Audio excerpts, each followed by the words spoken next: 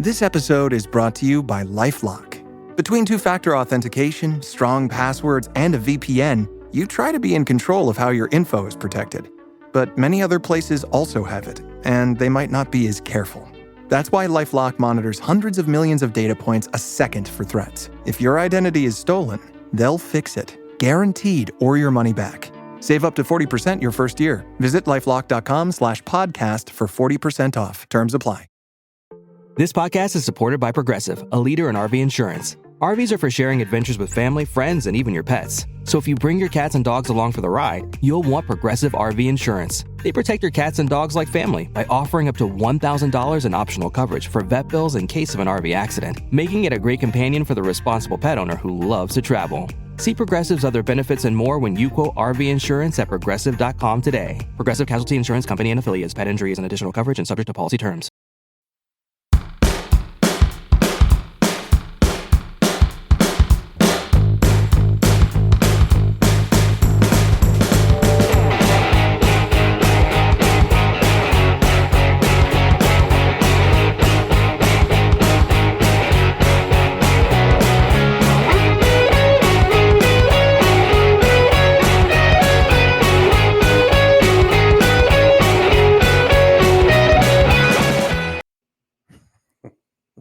Oh, sorry, we're on air.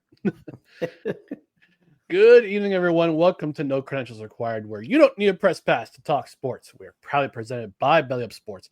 My name is Ryan McCarthy. I'm one of the hosts of the show. To my right is a man who is thankful he's not melting right now because it's so freaking hot in upstate New York. Dustin Henry. Dustin, how are you doing today?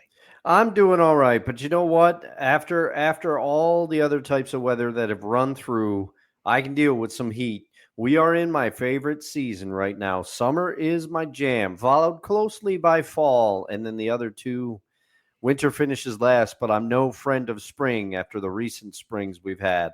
And, you know, this weekend had a lot of family stuff going on, which I'm not going to get into here, but this podcast, as always, is something that kind of carries me through the tough times, and I always look forward to it. And happy to be here with you, happy to be talking no holds barred tonight. But before we jump into that, how are you, sir? I'm doing all right. Despite the I'm a bigger guy. We don't do good in hot weather like this, unless I'm at the beach and I've got a cold drink in my hand. So, but unfortunately, I live in upstate New York. I am not at the beach. I do not have I have Crystal Light. That's pretty much it. That's keeping me hydrated right now. But there you go. Otherwise, I'm doing good. You know.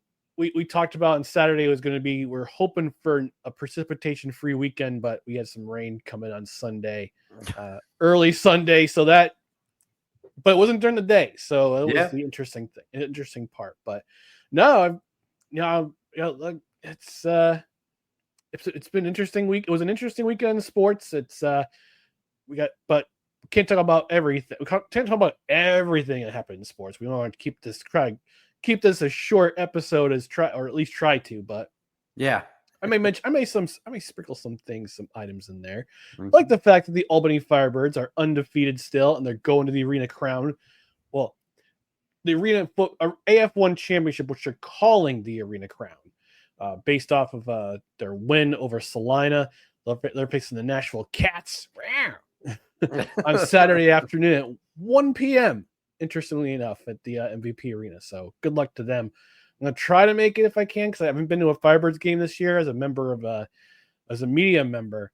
But seeing my experience last year with the Arena Football League, I don't know if I'll try again this year. If I get a ticket, I'll get it through the door. Try to get a ticket through the door. So, but this is what we got. This is what we got. I can't talk. This is what we have on tap tonight. We're going to talk about No Holds Barred in our No Tape Require segment. We're going to talk about the newest pitcher, the newest member of the rotation of the New York, not the rotation, but the bullpen of the New York Mets. It was a very interesting, wants to be called a very interesting name. And we actually might also dive into a little bit of New York baseball and how it's it sucks right now. It does. It does. And we'll also reveal our favorite athletes to wear the number 46. But before we do that, we just want to remind the people who are watching and also who are listening to please follow us on social media: Facebook, Twitter, Instagram, YouTube. Just search for no credentials required. And also find our other podcasts and articles on bellyupsports.com. On the podcast side, subscribe to the podcast wherever you listen to podcasts, including Apple Podcasts, Spotify, Spreaker, Amazon Music, iHeart, TuneIn, Pandora, and also After the Show on audio only on the YouTube channel. And hit that notification bell on Twitter and on YouTube so you know when we go live, when we have show announcements, when show clips go up, all that fun stuff. And also on the podcast side, rate, review, comment, leave us a 5-star rating. 5 stars, 5 stars. Leave a review on a podcast platform where you can. And also on Spotify, if you're a Spotify listener, leave a comment. You can leave a comment for every single episode. And also if you watch on the Belly Up Sports YouTube channel, tell us what you think about No Holds Barred, what you think about the newest Mets pitcher, baseball in general. Leave a comment, period, because it helps the algorithm. And also give us a like too on that side, and also subscribe. And because we're a live show most Tuesdays at 6:30 Eastern and on Saturdays at 10 a.m. Eastern. However, show note, we're going to have a special happy hour on Friday night at 8 p.m. Because I got something going on Saturday that I want to really check out on Saturday morning. But we're on most Tuesdays at 6:30 p.m. Eastern. And we're already halfway through No Ticket Required, but we're a live show on our YouTube channel, Facebook, and Twitter. And Dustin, I know the last couple of days have been kind of hectic for you, but I know this sound always seems to cheer. There's a certain time of the show that always seems to cheer you up. That's right. It's time. It's chime time. Get it.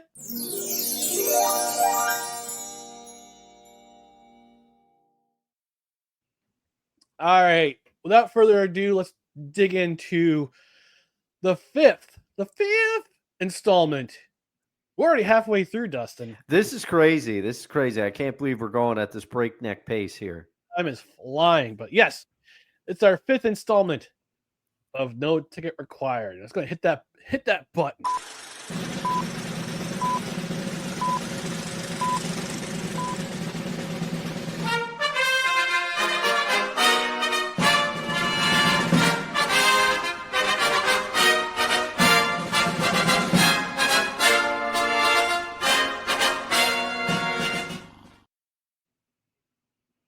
We're going to dive into the 1989 classic? No Holds Barred, or as I call it, No Holds Barred. That kind of vaguely sounds like your Bill Walton impression. No Holds Barred. I was in the mountains of Mount Shasta, and I was thinking about Jabbar.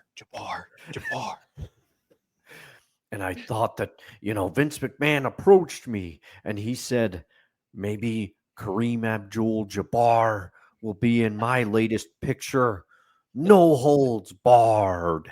Kareem Abdul-Jabbar was in that film, the Enter the Dragon, and I should have been cast in that film. But Vince McMahon approached me and he said, "Why don't you put on this Bigfoot costume and wrestle the Undertaker instead?" And I said, "No, that's no thanks, Vince. I've got my dignity." But anyway, No Holds Barred. We're reviewing that tonight, and it's based off of the Mr. McMahon series we did about 2.5 months ago. We did a pre-recorded video where we showed it on Saturday. We talked about the Mr. McMahon limited series on Netflix, and it happened to come across this movie, No Holds Barred, which I've seen. I saw it when I was a kid, and I watched it again on Sunday. I'm kind of glad I didn't pay for it. Thank God for Tubi. Yes. But we're going to dig into this episode, and but Dustin, I can't remember if you said you saw it or you didn't, or you haven't seen it. I have not seen it. The only references I saw the other movie. I can't remember if it was Suburban Commando or whatever. Yes. The one where Sherman Helmsley is the villain in it. So I don't know. That's the only Hulk Hogan vehicle I've seen. I was a big Hulkster fan back in the day. I hadn't seen this. The only way I found out about it was through the Mr. McMahon documentary, like you said, and also hearing Bruce Pritchard talk about it briefly on Something to Wrestle over the years. So I had no prior exposure to this movie. But you know what, Ryan? You always toss it to me. I know you said you saw it when you were a kid, but it's been a long time. I'm going to let Encyclopedia Britannica lead off with this one. Okay. So the only notable people you really find in this film are Hulk Hogan, obviously, Kurt Fuller, who in every film just has the most punchable face you'll ever encounter. David Paymer, who is in such classics as City Slickers. And also the man who plays, let's see, who is he? Where is he? Oh, so Jake Bullitt. The guy who played Jake Bullitt was Bill Eadie. Bill Eadie was Axe in Demolition. Oh, okay. Yeah. All right. Yeah.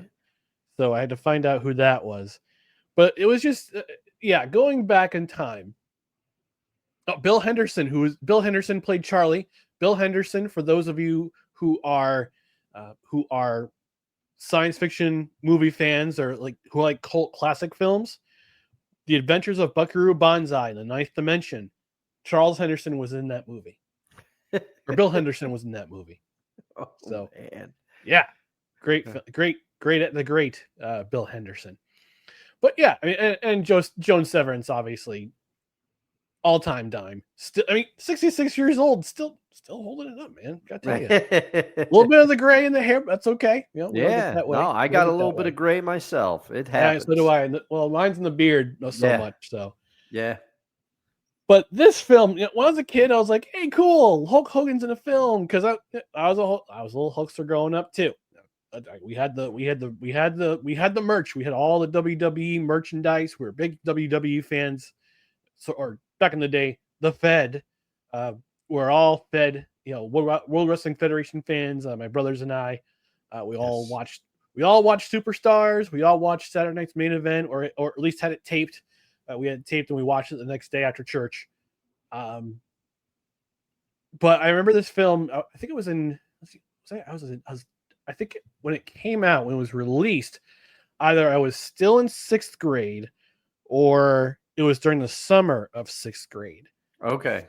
And June 2nd, 1989 release date. So I was just ending the 6th grade at that time.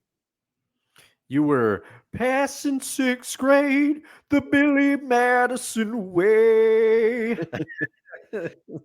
Oh man. I didn't expect myself to do that. I'm sorry, everybody. It's okay. Yeah, rock on. But this is where our age gap shows a little bit, Ryan. I was 6 years old in 1989 when this film was released.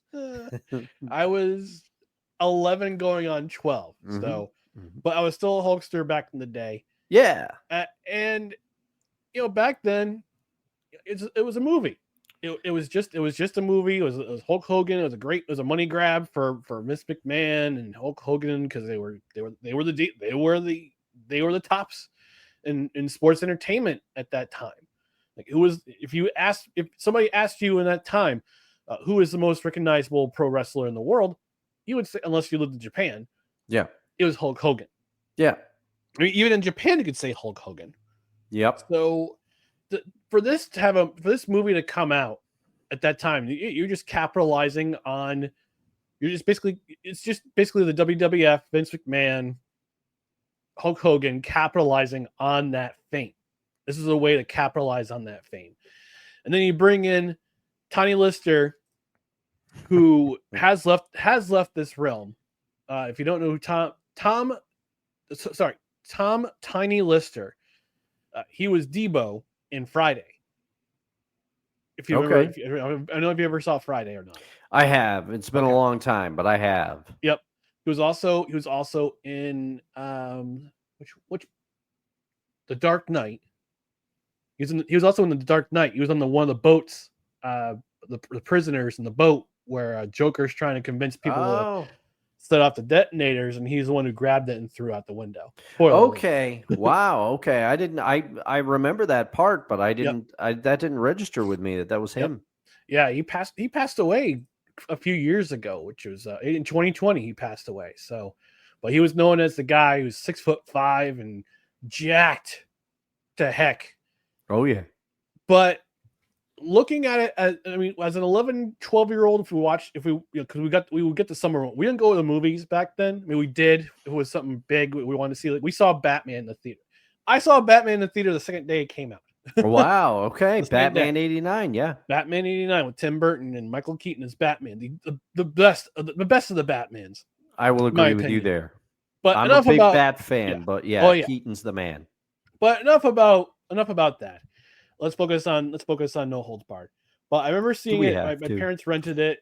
We do pizza movie nights every so often when I was a kid, because we couldn't afford to go out to every movie, obviously. So we'll wait till it was on tape, rented it, had pizza. And as a 12-year-old, you're like, oh, cool. It's Hulk Hogan. He's in an action movie, and there's wrestling, and there's guys beating the snot out of each other. Looking at it as a 47-year-old, though, it's a lot different. You see how you mature as you age. You mature in your watching capacity. You mature in, oh God, this is really bad acting, and this plot line is so wide. It's got you could drive a semi through it. You could tell the sexual tension between Samantha and Rip.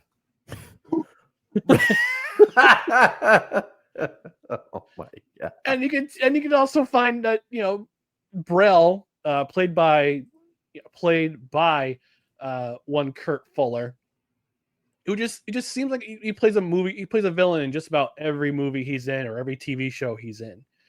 So, for example, Ghostbusters 2. He was Hardmire in Ghostbusters 2, and he just seems to play the smarmy villain in every single movie, and this one was no exception. And you could kind of tell this is kind of put together, kind of slapdash. Oh, for sure. Because again, they're trying to capitalize. Vince McMahon, Hulk Hogan are trying to capitalize on the popularity that they currently have at that time in the WWF. Like, they worked hand in hand, arm in arm, on pretty much every single project together until Hogan said, "You know what? I'm going to try acting full time," which is why we saw him in Suburban Commando. Mr. Nanny? Yeah, Mr. Nanny, I think. Yep. Yeah. Yep. And then he did Thunder in Paradise.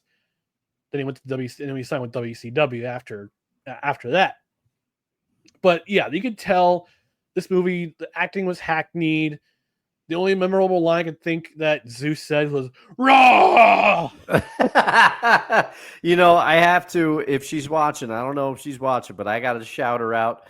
Tracy, she was doing her nails while we were watching this. Okay. She had a lot of, commentary, but she said that guy has to have a permanent headache because you nailed it right on the head. That's Zeus's line delivery. He screamed, he snarled, or was trembling with rage. Or he said his line very quietly, like, what's your name, son? Zeus. Yes. Oh my God. Then he had the wrestlers that Zeus would face, such as Klondike Kramer. Oh yeah, Klondike Kramer. Brock Chisler. Bulldog McPherson. Lug Wrench Perkins. Oh, Lug Wrench dies. Lug Wrench gets taken out if I was correct about what I thought I saw. Do you know the name of the actual person who played Lug Wrench? No. Jeep Swenson. Well, wow. That was his real name, Jeep Swenson. He's since left this realm as well. He wasn't even 40 when he was barely 40 when he passed away. Oh, geez, it was just barely 40. But yeah, you could tell that that kind of slapdash put together. You could definitely tell Vince McMahon had a hand in the script writing. Oh yeah. Even though the head writer was Dennis Hacken, according to IMDb, but the acting was poor. The plot line was poor. The writing was poor. The acting was just ugh. But I will say, the action sequences, they held up. They were what you would expect at this time of movie. They were 80s. They were perfectly 80s. Yeah. It was definitely like late 80s, early 90s tropes. Also with you gotta have the training montage where you see Zeus working out, pumping iron, fighting other dudes, and you see Hulk Hogan like helping his little brother, Rip, helping his brother recover from Randy. Yeah. And I Rip thought and Randy. Yeah, and I thought his friend's name was Craig. He looked like Walter Goggins, and I'm going, Yeah. was Walton Goggins and No Holds Barred? It wasn't. Yeah, my sister asked the very same question. She thought that person was Walton Goggins. Walton Goggins does goggles. Yeah. But I've said it enough. It's definitely I'll say spoiler alert. This is definitely in the bottom of my list right now. Oh my God! But I'm gonna hand it over to you, and we'll get to some breaking news after I give Dustin his fair shot, seeing it through fresh eyes for the first time, watching this movie, and I'm probably gonna have to apologize to him afterwards. But Dustin, I said my piece about this film. What did you think of No Holds Barred? Don't hold back. I won't. Barred. It's No Holds Barred. Now, okay. So I'm going to jump into this thing. I got a lot to say. I was writing. I didn't have my trusty black notebook with me. So these are typed into my phone, which is why I've been looking at my phone. I am focused on the show, but I've been looking at my phone to refresh my memory. And sometimes if you see my past movie reviews, you know that I do this from time to time. I read from the fever dream that is my notes, and then I go in a little bit. But the first thing I'll say, I'll start with the good in this movie. I liked the beginning sequence because that was just basically a match. And I liked the combination of Jesse Ventura and Gene Okerlund on commentary. Yep, I think they could have made a decent commentary team in real life here.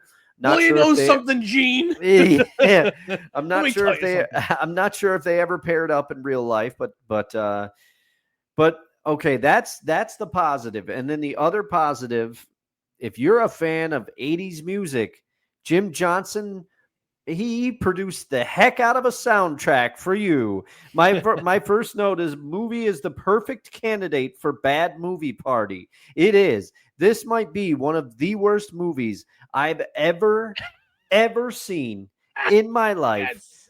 The soundtrack is full of Jim Johnson bangers. That's what I've got, because Jim Johnson, his music was all over this movie.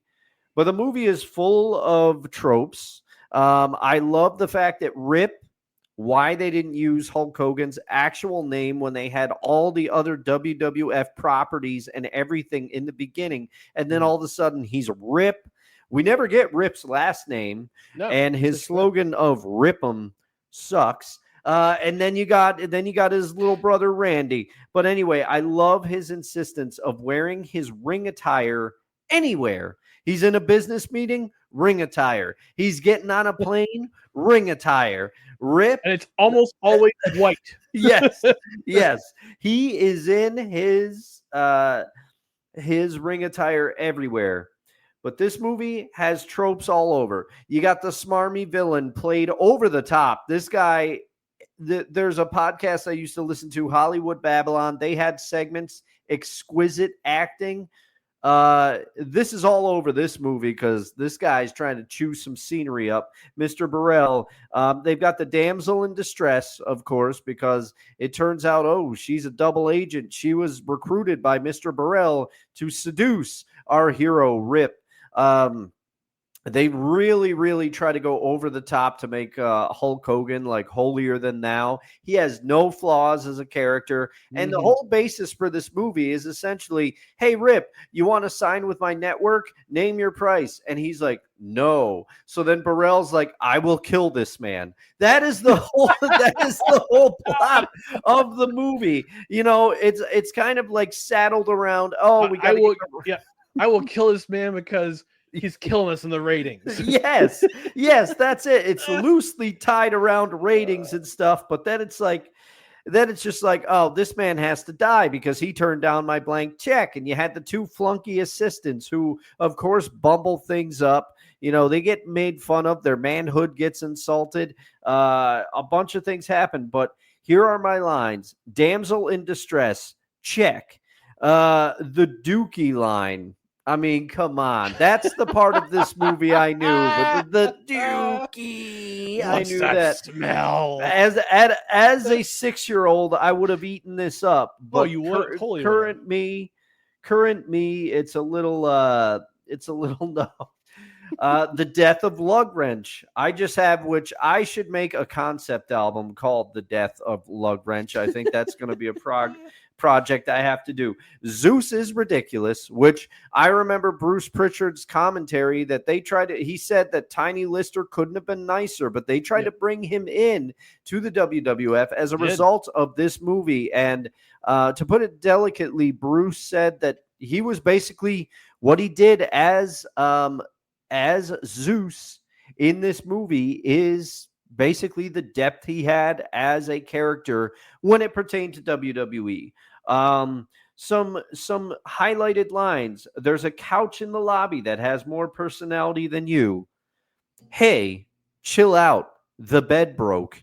When they have the hotel room scene where it's like, oh, we don't want to see each other, so we're going to divide the room with a sheet.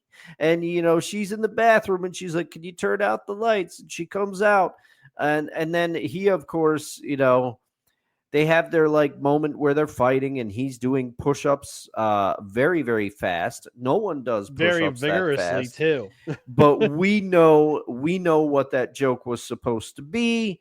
I have, why do all the factories in 80s movies have constant sparks and smoke everywhere? This and Batman 1989, that definitely, you go back and you watch Tim Burton's Batman, you'll see a lot of smoke and sparks at the factory where, spoiler, the Joker gets put into a vat of acid, which only disfigures his face. But protecting and the kidnapping of Randy, this whole thing, and then they're like, you have 10 minutes, and he's watching the clock, and then of course the bumbling assistants lose. They kidnap Samantha, and who one of the cringiest scenes in this movie is when Hulk Hogan first meets Samantha. Rip meets Samantha, and he basically devours her with his eyes like a piece of meat. And it's that old cartoon trope of, oh, I can't even talk because this woman is so attractive. But then I'm going to try to cut her legs out from under her rudely while she's giving a presentation. This movie has all the tropes. A bad movie party, if you're having one, put this at the top of the list. Vince McMahon's writing, you know, he's known to have potty humor. It's in this movie. The crudeness, the scenes in the bathroom. Why is there that random kid in this on the top of the, like, in the cage in the bar? It looks like Peter Dinklage. I think that's Peter Dinklage. Oh my God! That's Peter terrible. I think he was in No Holds Barred. Let me look it up. All right, yeah, some real time research. But this, and also the way the women are treated in this movie. I mean, she just gets smacked around. She has to get rescued all the time by Hulk Hogan. She does try to. She redeems herself a bit because she sneaks away from the flunkies, you know, the horrible flunkies, who one of them just goes over the top and goes, I told you to do something. Shoot her. And it's like, all these people are willing to kill people because they're getting beat in the ratings. This is insanity. Love you, Tracy. She's already said, yup, horrid. Yeah. And we got Funny Vince 28 saying, what's that smell? Dookie. It was so bad. And then I'll close with this, Ryan. This whole movie, so the whole trope of like Randy getting like beaten basically to death by Pretty Zeus, much, yeah. and then Rip has to help rehabilitate him and stuff, and he shows up in the wheelchair and essentially gets pushed and like beaten again. But before all that, there's a scene where, Rip is showing, there's more to me than meets the eye. When he goes to the French restaurant and the smarmy waiter is talking about how, he doesn't know what any of this is. And of course, the chefs come and they all know him and they're like, the usual Rip. And he's like, yes. And then he speaks a little French and she's like, there's more to this man than meets the eye. And then he decides, he goes, I'm going to take you. I got a perfect place to take you. And he takes her to this diner, which the lady is like complimenting Rip and saying like, you better lock him down right now, honey. He's so good, going all off. And then 2 robbers come in to rob the diner. And wouldn't you know it, Ryan, Rip proceeds to destroy this diner, basically take it down to the studs, and they're all like, hooray! They all are clapping. Meanwhile, he has caused, and this, I got to give my brother-in-law this one, he was like, they caused way more damage than the robbers would have taken from the diner. Yes, the thing is destroyed.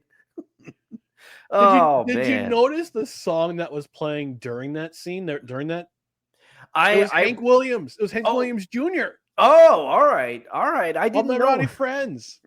Oh man, I didn't catch the Hank Williams because I was under the assumption, incorrectly, obviously, that all the music was done by Jim Johnson. Because at the beginning of the film, it said, music by Jim Johnson. So right. I didn't think they got the rights to anything, and also, knowing the little bit of background that I know about this movie, and I learned it from another. Yes, sorry. Echo Daddy. I agree with you. Who robs diners? I know. It's ridiculous. And your sister says the best part of the movie was the popcorn I made. I concur. I concurred. It was delicious. But yeah, bad movie party. Tracy, Addie, Nick, Nicholas, Dustin, I'm sorry I had to make you go through this movie. I'll make it up to you. I'll make it up to all you, I swear. No, this is on the list, Ryan. We're putting it for the infamous bad movie party that I still have yet to do. Velocipaster, this, we got some stuff. We got some stuff to do. But the last thing I'll just say, I was under the impression, and I don't know if I might be conflating stories, but if I remember hearing Bruce talk about this movie on Something to Wrestle, there was basically Vince McMahon's response, because Hulk Hogan, he wanted to go into acting full time. Yep. And Vince McMahon was afraid he was going to lose Hulk Hogan. So he said, well, why don't we make a movie? And that's what they did. And I think most of the world wishes that they hadn't. Yeah, like your sister said, the best part of this movie was that the popcorn that she made. Well, the best part of the movie was that it was over.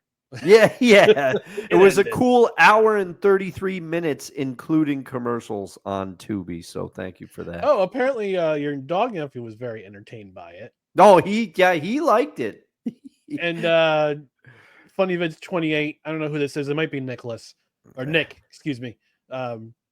Nicholas, he says the Return of Oz better not be on that bad movie list. Oh, that's definitely Nick. He likes Return to Oz. He tortured my sister with it. So I did do some real time research while you were going.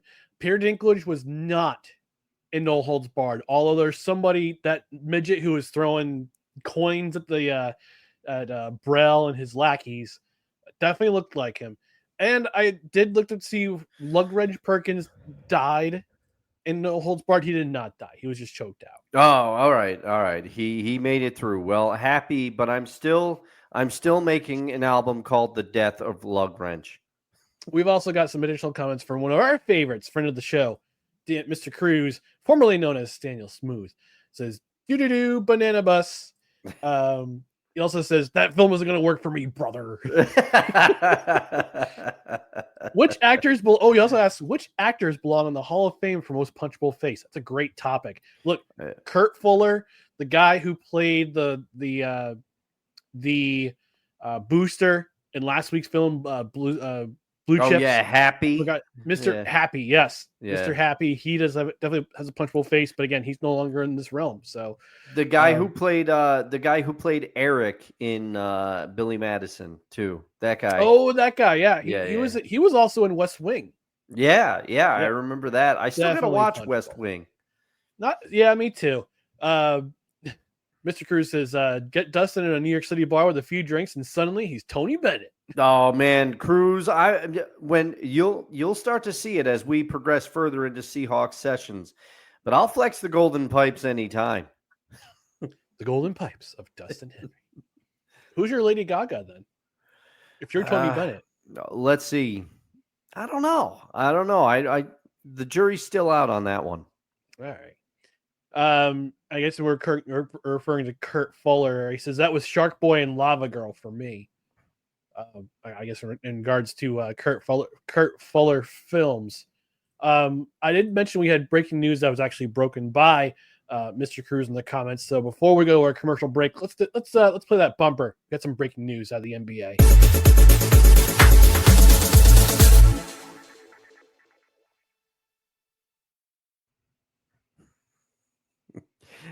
That music for that breaking news. So apparently the fire sale is still going on in Boston because Kristaps Porzingis has been traded to the Atlanta Hawks.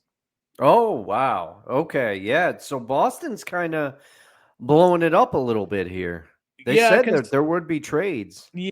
Considering that their best player tore his Achilles tendon, he's going to be out for all of next year. Yeah. To avoid paying the luxury tax, they're trading. They traded Drew Holiday late last night. Yep, back to the Blazers. Back to the Blazers.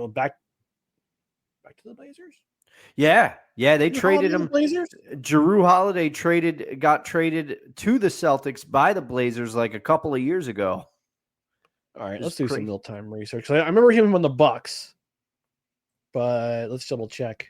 And also, he was with the Pelicans. Then he's with Philadelphia. He was the 76ers, then the Pelicans, then the Bucks, then the Celtics. This is his first time being a Blazer, I guess. All right. Somebody who was involved with that trade was on the Blazers previously and is now back.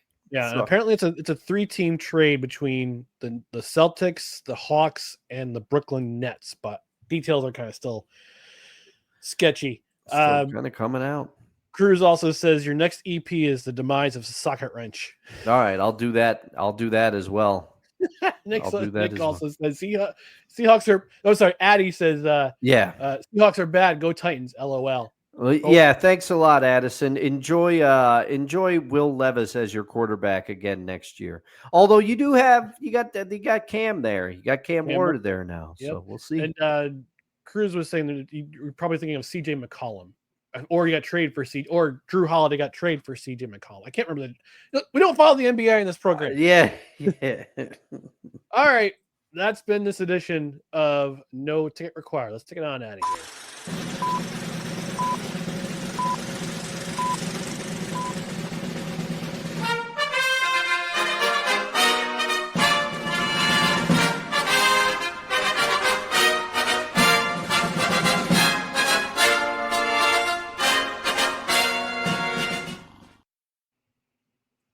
That's right, Mr. Cruz. Too much words. Yes, words. Lots of words. All right, we're going to take our network midday commercial break. When we come back, we're going to talk about a little bit of baseball, and then we dive into our favorite athletes or athlete to wear the number 46. So stick around. Stay tuned for more No Credentials Required.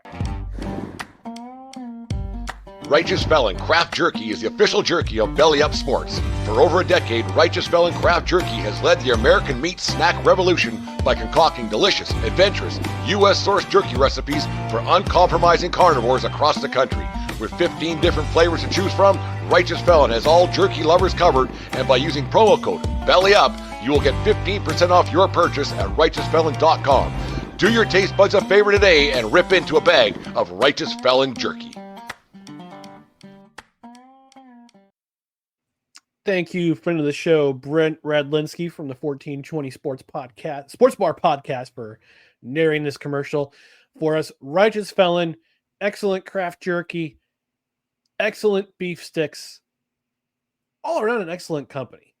Great snacks, wild handcrafted jerky, no preservatives, all natural, great from 100% natural beef. Beef sticks, 100% beef. Except for the taco, the street taco, which is 100% pork. Unlike those other convenience store meat sticks you see that their primary ingredient, pulverized chicken. Oh, sad. For shame. I'm surprised the Macho Man didn't make a cameo in No Holds Barred, but he would not be proud that the things he was once advertising are primarily pulverized chicken masquerading as beef sticks, unlike Righteous Felon craft beef jerky. Shame. But also they got those Wild Ranger dog treats. Your dog nephew Pickles was mentioned in the comments. So Dustin, talk about Pickles' love for Wild Ranger dog treats. Yeah. Well, he loves them. Every time he is at the house, I usually spoil him with a treat, and the Wild Rangers are the ones I go to, and I like him because he's a small guy, so I break them up. They give you a nice sized treat there. Nice. It's basically like not quite as big as the beef stick, but close. And you could break it up into small pieces, and they've got sweet potato flavors. They've got duck flavored ones. They've got, I'm trying to think of some of the others, but man, his tail goes a mile a minute anytime he sees them. He knows where they're kept. And when I start walking towards there, he follows me and he's very happy. I make him work for it though. I make him do some tricks and stuff before I give him a treat, but I'm going to be watching him a few times this summer. And while he's here, he's definitely going to be enjoying those. And also I will say, got the jerky for my brother-in-law because he was the winner of our OV Gold Watch 2025. Got him a bunch of sampler packs. I asked him, I said, how'd it go over? He said they were all good. He enjoyed them. So Righteous Felon, you won't be disappointed, and it gets there very fast. I notoriously almost forgot to order the treats for my dog nephew, and I ordered them a couple days before Christmas. We were celebrating on Christmas Eve. They arrived. I was able to wrap them up. In the midst of a busy holiday season, I was able to wrap them up. So you won't be disappointed with the shipping either. Yeah. So the Wild Ranger, it's beef, chicken, and duck. Okay. Yeah. So what you're gonna do is go to You can find them in stores. Yes, you can do that. But you can help our little network, the little network that could of Belly Up Sports by going to righteousfelon.com. Go put a bunch of stuff in your cart. You're going to enter promo code BELLYUP at checkout. You get 15% off your order. Plus, in addition to the promo code, you can also combine the money you'll be saving for with the area code. If your shopping cart is over $50 or more, you also get free shipping. So again, combine those savings, use the promo code, get the free shipping and 15% off your order with promo code BELLYUP at checkout. So righteousfelon.com, friends of the show, great product, great affiliate sponsor. They're one of our favorites at Belly Up Sports, and we know that they'll be yours too. Before we move on to our next segment, Addie saying I have Cam Wilder, not Cam Ward, but Cam Wilder. Yeah, Cam Wilder. I don't know who that is. I don't know who that is. That's your Sam Weish moment right there. I don't know if Cam Wilder can do as many pull-ups as me though, Addie. You should for Christmas get her a Titans jersey that says Wilder on the back. Oh, I Number one. I should definitely do that. And your sister saying, Ryan, we won the hockey goal contest. Where's our shirt? Notice she didn't say, where's Nick's shirt? She said, where's our shirt? But hey, that's how marriage works, I guess. Yeah. What's mine is yours, and what's hers is also yours, too. All right. We're going to talk a little bit about, oh my God, I can't talk tonight. What's going on with me? I can't talk. All right, we're going to get a little bit into New York baseball. Both the Mets and the Yankees, they're terrible right now. But the New York Mets, they have some reinforcements coming on the pitching side, signing the recently released Richard Lovelady from the Toronto Blue Jays. But Mr. Lovelady no longer wants to be called Richard. He wants to be called Dickie Lovelady. Why? Why would you make that correction? Your name is Richard. You're already on thin ice. I guess he's getting out ahead of it. He's just like, you know what? People are going to say it anyway. Now I need to go to a Mets game and yell, "Hey, Dickie!" Yeah. Like let's see, about 13-year-old me said that, "Hey, Nobby," to Chuck Knobloch. I'm going to try to find out why he wants to be named Dickie instead of Richard. Yeah, I guess he signed him last night. It says that he was signed last night. He says he prefers to be called by his nickname Dickie, which of course lights up all the jokes on the internet. Yeah. Personally, I think it's great. But he's like, yeah, on the scoreboard I go by Richard, on the baseball card I go by Richard. His father's name is also Richard. That's primarily why he's called Dickie. That could be why. Why. But your father's not pitching in the bigs. No, Dickie. You are. Yeah. But I just think it's I like this. I like this movie. This is great. This is great. And it's refreshing that we live in an age now. It's like, his name is Dickie. Cool. Yeah. But yeah, the Mets need some reinforcements in the pitching side because the Mets have lost 9 out of 10. The Yankees aren't doing so hot either. Although this past weekend, they did take 2 or 3 from Baltimore, and the Rays happened to lose a bit of a half step in the standings. But the Yankees lost last night to the Cincinnati Reds of all teams. Yeah, by a score of 6-1. Yeah, they got thumped. They're not hitting right now. No. But you know, the pitcher Chase Burns is who pitched last night for the Reds, and he was like a very highly touted prospect, and I mean, he blew through the minors, Ryan. His numbers were crazy. I tried to go get him in my fantasy league where I am the manager of Chief Nakahoma, but our buddy Dave Pregan, he was on it. He had already picked him up. I couldn't get it. So if you're watching, Dave, congratulations to you and obtaining Chase Burns there off the wire. He had a great start for you against our Yankees. The problem is that the Yankees can't seem to hit anybody right now outside of Baltimore. The Baltimore series, they haven't been able to get any offense going, and it's one of those stretches. And I know Kevin on Saturday's show, he tried to kind of assuage our fears a little bit. He tried to say, hey, every year the Yankee fans go nuts because the Yankees go into a little bit of slide and then they come back out. But as you, I think, correctly pointed out, and Kevin is our boy of summer. We'll see him again when we do our next Saturday show. Yep. And I'm sure he'll have more to talk about then. But the thing is, he's the expert, but you kind of hit it on the head, Ryan. You said the Yankees seem to have a slides at the most inopportune times in the season, and they're doing it again. They had this division. They had this division well in hand, and they just can't hit anybody right now, let alone someone of the caliber of Chase Burns.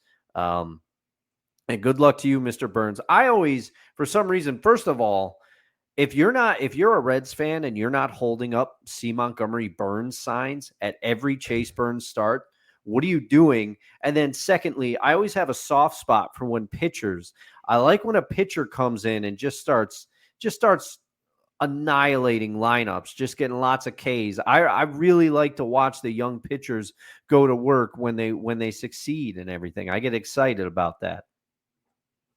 Funny Vids 28 saying, I heard El Dusto can do 4 pull-ups. It was more than 4 in the store, if memory serves, but I also, I had proven my point. So 4 pull-ups and not 4 depends.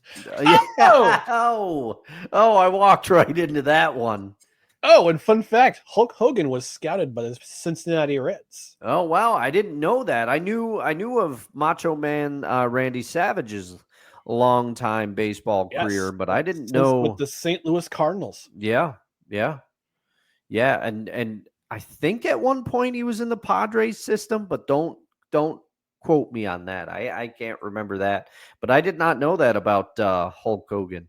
So according to Gemini, Google AI, saying, yes, Terry Bollea, also known as Hulk Hogan, has a connection to the Cincinnati Reds, although he never actually played for them. He claims, and again, we talk about his memory here, while he was in high school, as a high school baseball player in Tampa, Florida, his talent attracted the attention of scouts from the Reds and the New York Yankees. The New York Yankees!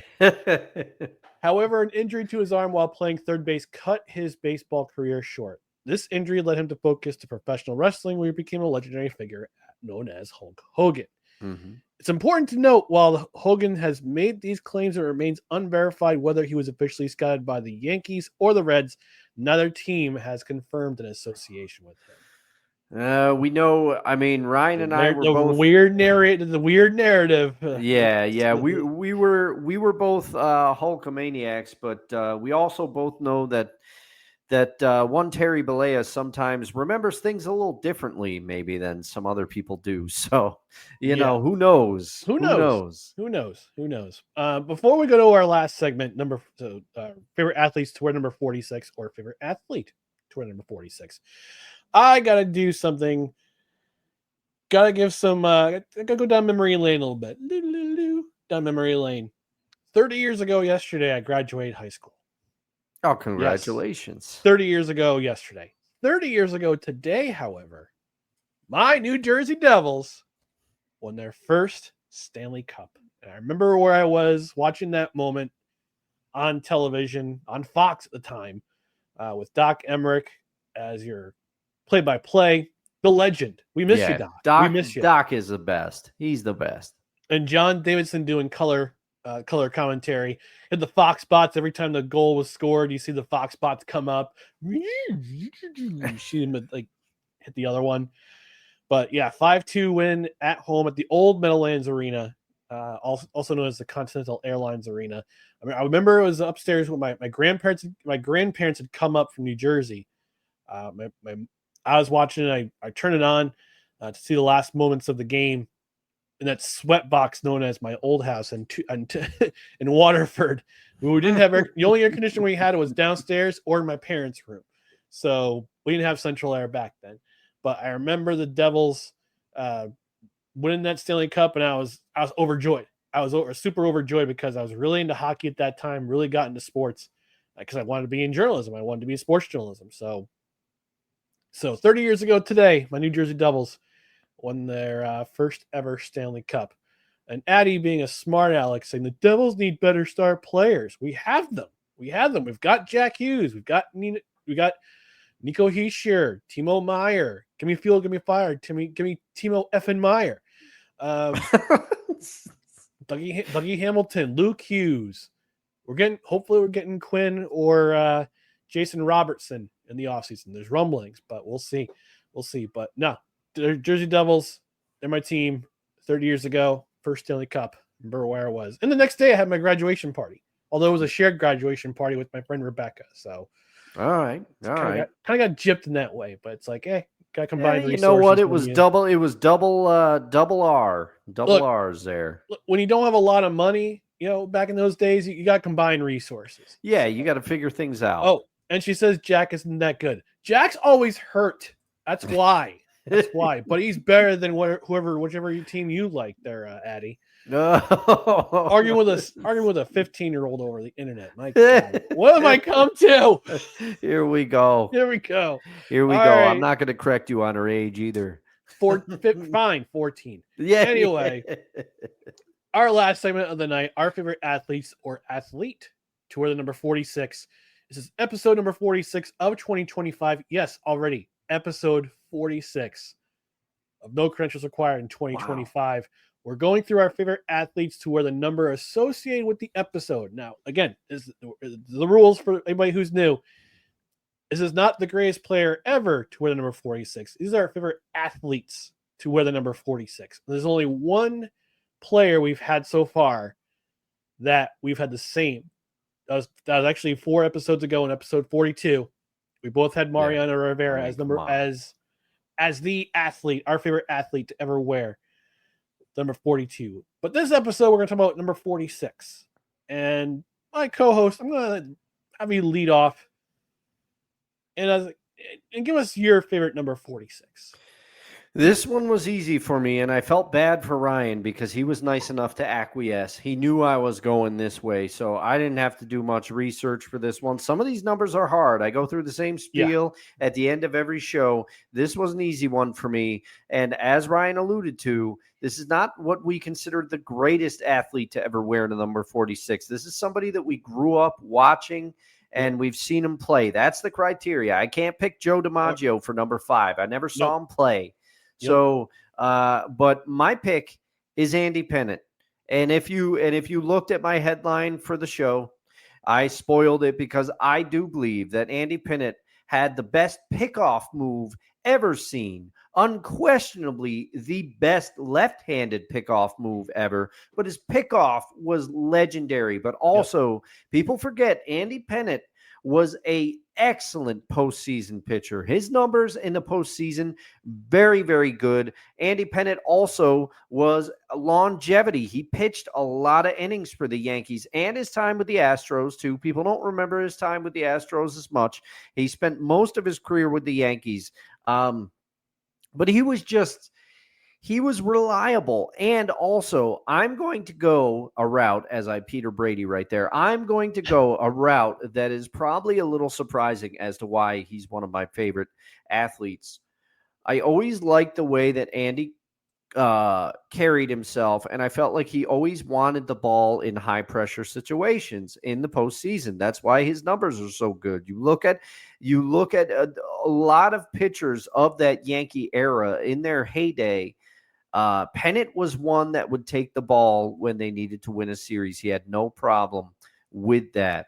But the reason that he's one of my favorite athletes and my favorite athlete to wear the number 46 is because how he handled himself when he was busted for taking steroids. He was outed. He was on the report, and I'm going to use two very different examples of how to handle it. He got out and he didn't get out in front of it, but as soon as he was caught, he said, "You know what? I did do this. I have no excuse." You know, he said, "I used it to help recover from injuries, but I did use this. I did take all of these things." And you know what he said? "I'm sorry." And he said, "I'm not going to do it anymore." And that was the end of it. People kind of forgave Andy Pettitte, not just because I think by accounts, although a quiet guy, I think most people viewed him as a good guy, but it was because he came out and he admitted it. He didn't try to lie around it like Rafael Palmeiro. He didn't suddenly forget how to speak English like Sammy Sosa. He didn't do any of that stuff. And I'll contrast it with the way that his Astros teammate at the time and longtime friend, they're both Texans, Roger Clemens, and they were both on the Yankees together, and they both went to the Astros as well. Andy came out and admitted everything. Roger never admitted it. And then when asked about it, that Andy Pettitte, admits he takes it, and the evidence shows that he got them from you. Roger was like, Andy misremembers. That was one of the biggest gaffes. And I think that's why to this day, Roger Clemens, although acknowledged as a great pitcher, people kind of have a different view of Roger Clemens. But I applaud Andy as being one of the first to come out and say, you know what, I did do this. So Andy Pettitte, for that, and also all those times you took the ball in high leverage situations for the Yanks. And did he get to 300 wins, Ryan? I'm hazy. I think he was inching up. I don't think he got to 300, but he was getting close. 256. Okay, 256. So he was 50 away. I think they were saying he had an outside shot to do it like his last couple of seasons, but he would have had to go crazy. And then I think he dealt with some injuries. I'm trying to remember. Yeah, 2006 he didn't. Actually, I'm sorry. 2004 was his first year with Houston. He had elbow problems. Yep. So he didn't play a whole lot in 2004. He only made,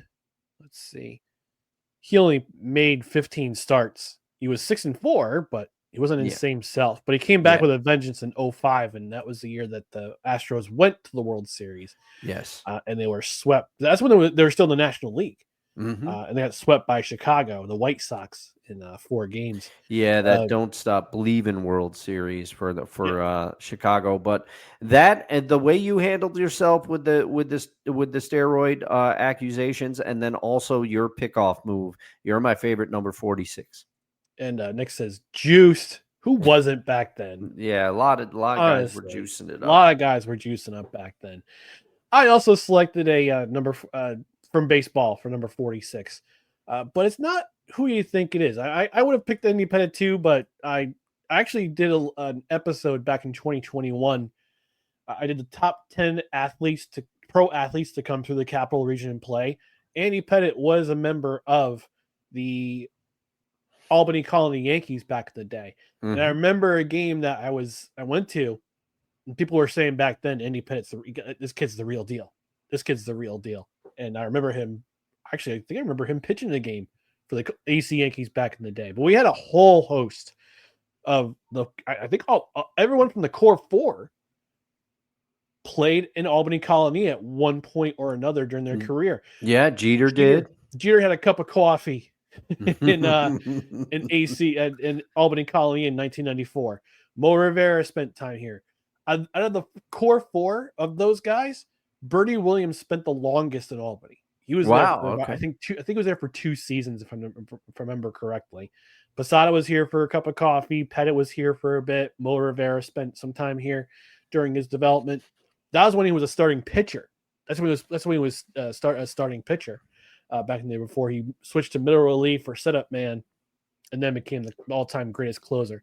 But speaking of closers, for number 46, I chose Lee Smith. Oh, okay. All right. Yep. Who wore number 46 with the Chicago Cubs, spent the first 8 seasons of his career with the Chicago Cubs, finished his career with 478 saves. I believe that was the most before Mo Rivera broke the record. And going back to Andy, but yeah, Lee Smith. Actually, I got to see Lee Smith be inducted into the Hall of Fame in 2019. That was my intern.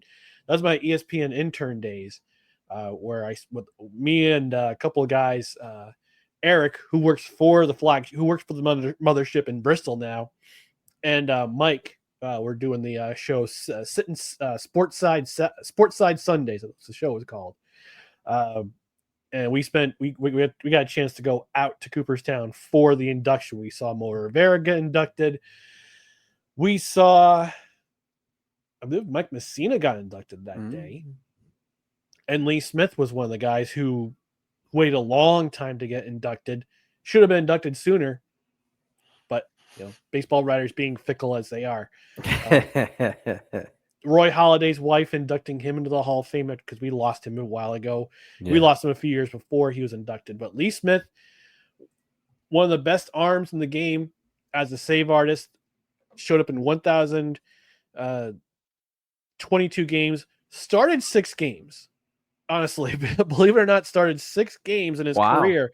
Originally a starting pitcher with the Chicago Cubs, but His breakout season in 1983 had 53 saves. 29 saves. Wound up an All-Star, but then his numbers started to go up. 33. He actually set the National League. Looks like I believe he set the National League record in 1991 with 47 saves. Was an All-Star 7 times, 3-time Rolaids relief winner as the best reliever in baseball, and again inducted into the National Baseball Hall of Fame in 2019. And that was a class with, yes, Mike Messina, Edgar Martinez, Roy Halladay, Harold Baines. Yes, Harold Baines belongs in the Hall of Fame as a designated hitter, as does Edgar Martinez. Edgar Martinez, no question about it. He was pretty much like the bar at that position for many, many years. For sure. And Harold Baines was the guy who actually kind of started that trend with being a DH. He was a Silver Slugger, 6-time All-Star.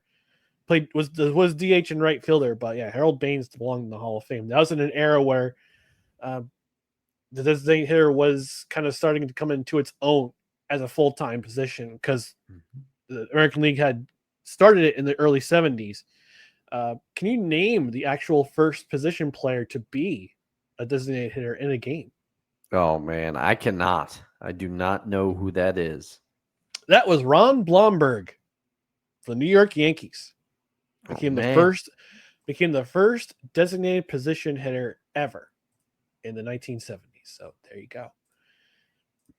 All right. So next week, our next film for No Ticket Required is Invictus, about the 1995 South Africa rugby team with Morgan Freeman and Matt Damon. Yes, that's how I said it.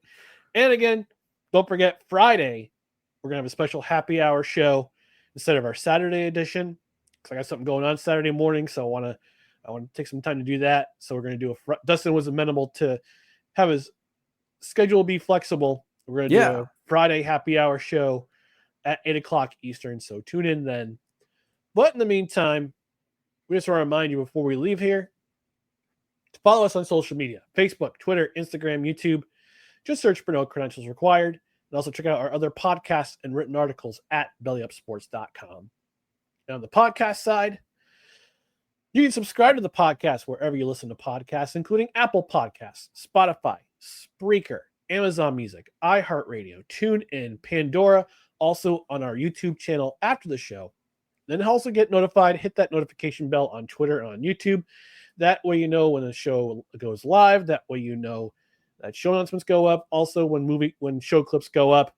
I'm working on a little special project on the side right now, still writing the scripts for them regarding the Canadian Football League expansion into the United States of America. So that'll be on. It won't be a live stream. It'll be on YouTube. Try to get into a good 10, 15 minutes because it's the 30th anniversary of that too. And before we get out of here, the last comment goes to your sister, Matt Damon, with drooling. Okay. Yeah, it looks like the drooling face. Yeah, that's the drooling emoji.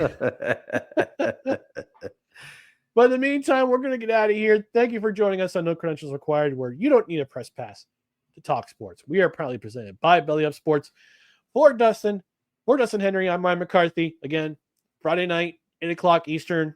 Join us for the happy hour. Grab a drink, whether it be alcoholic or otherwise. Talk some sports with us. Until then, have a great week. We'll see you on Friday. Good night, everybody.